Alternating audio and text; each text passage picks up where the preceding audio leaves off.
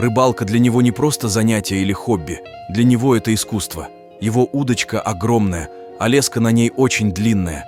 Закинуть такую не каждому под силу, но этот парень умело с ней справился. Он виртуозно крутит ее над головой, а затем закидывает на огромное расстояние. Даже тот, кто снимает, этому удивляется.